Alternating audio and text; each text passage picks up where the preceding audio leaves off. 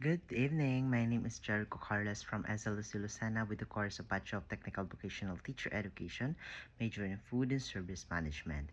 And right now, I'm here to discuss to you all about the Chapter 4 or the results and discussion. So here, for the result and discussion, kung ano yung nasa chapter 1 mo, the statement of the problem and objectives of the study. So we all know na kapag objective of the study is it is for the developmental research such as yung mga magkikreate ka ng ganito, ganyan, so ng mga foods or products. When it comes naman so the basic research or descriptive research such as just like mine, you are going to use the statement of the problem. So, it is the same, the process, but it is different between each other. Kasi sa objectives, it is kung ano yung dapat mong ma-reach na tamang lasa, timpla, ganyan, ganyan. So, sa statement of the problem naman, it is used to answer the following questions kung ano yung nasa statement of the problem mo. In my case, I am a descriptive research. I have a quantitative research as well na ginagawa ko. And for my chapter 4, kung ano po yung nasa statement of the problem, yun po ang gagawin or ang sasagot. Kasi nga, result and discussion. So first, and dapat magkakasunod siya. Example, number 1 ko is a demographic profile of the food industry. So, lahat ng demographic profile, magkakasunod yon. So, example, you have the first demographic profile is the number of years in the business. So, that is the table 1. Table 2, saang location yung business. That is the table 2. Doon sa kada table na yon, nakalist doon kung ilan ang frequency, kung ilan ang rankings or percentage. Meaning to say, malalaman doon kung ilan ang nagsagot sa iyong kung tagasan sila, kung kailan sila So, that is in my case. Depende naman yan sa research na yan. Next, there's a lot of tables actually, but nakadepende siya sa SOP mo. In my case, I have 5 SOPs such as the demographic profile nga. Next one is the awareness of the respondents for halal certification. So kasama yon sa ililist ko sa table. Igagawan ko ng table and results and discussion. And next is the the readiness of selected food service establishment about halal compliance. Next is the number 4 statement of the problem ko is all about the challenges of why they didn't have halal certificate.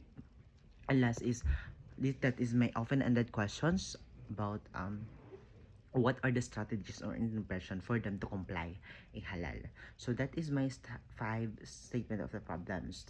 So in that 5 state of the problems, dapat ma-answer ko yon. Dapat meron akong results and discussions about that. So kapag natapos na yon, the chapter 4, next down to chapter 5. So chapter 5 mo naman makikita ang summary of findings and also the recommendation and also the conclusion. So, sa findings mo makikita kung ano nga ba yung mga nakita nyo sa chapter 4. Chapter 4 is the discussion. Dinidiscuss mo lang siya. Chapter 5, doon nalalabas kung ano nga ba yung nakita mo. Such as findings, ano ang mga nakita mo from the demographic profile to the last SOP mo or the objectives of the study. So, doon mo makikita yung findings. Next is the conclusion. Ano yung mga na-conclude mo right after the findings. So, kung may na-find ka ng ganito, ano yung conclusion mo about that?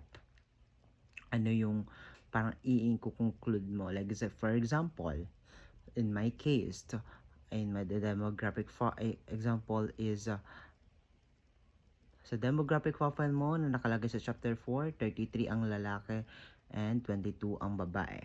So, nakalagay sa findings mo sa and conclusion mo, therefore, there are so many boys that answer the questionnaire than the girls. Ganyan-ganyan. So, that is the data.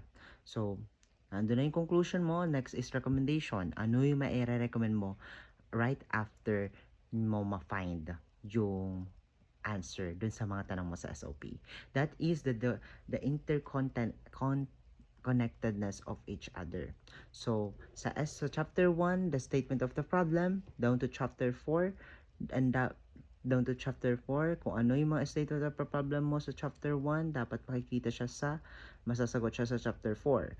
And kaya tayo may chapter 2 or review of related literature, dapat may connected yung mga review of related literature mo dun sa chapter 4. Meaning to say, kapag may nakita kang result na nasabi dun sa mga sinagot mo dun sa discussion of results mo, dapat meron siyang kaakibat or may kadugtong siya na review of related literature para mapatunayan mo na hindi lang sa'yo ganun ang result. Okay, gets? Next, for the appendices na tayo. Dito sa appendices, makikita nyo yung whole preparation ng and also, bago pala mag-appendices, make sure to have a reference. The reference is APA 6th style or the American And next, for appendices, sa appendices na andito ang first is the letter for your dean. So, bago ka kasi mag-research, dapat alam mo yung dapat may validation about sa dean. Next is the validation of Appendix A, letter to the campus director or the dean. Next is letter to the respondents. Syempre that may consent form ka. Yan. Na pinapirmahan din nila. Next is the questionnaire validation. Iba-validate mo kasi yon. So, kasama siya sa appendix. Next is your research instrument. Right after the research instrument, appendix. Next appendix naman natin is the table or results of evaluation. Lahat ng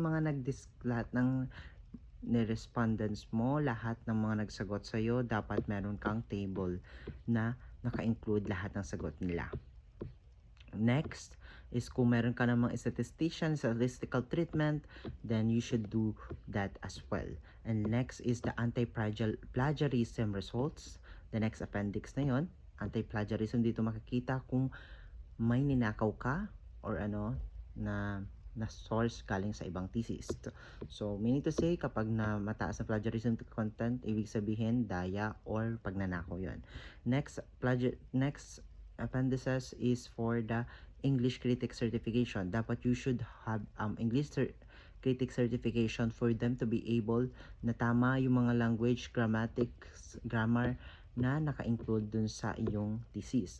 And last but not the least is the data gathering photos. Dapat napakahalaga niyan because if you don't have data gathering photos, meaning to say na dinaya mo ang thesis mo or hindi mo talaga ginawa ang thesis mo. Kasi kapag may data gathering photos or evidence photos ka, meaning to say is nag-gather ka talaga ng data. So that's it. That is the discussion of chapter 4, chapter 5, appendices, reference, and also the appendices, kung ano yung connected niya. So, and that's is my ending point of this presentation and this discussion.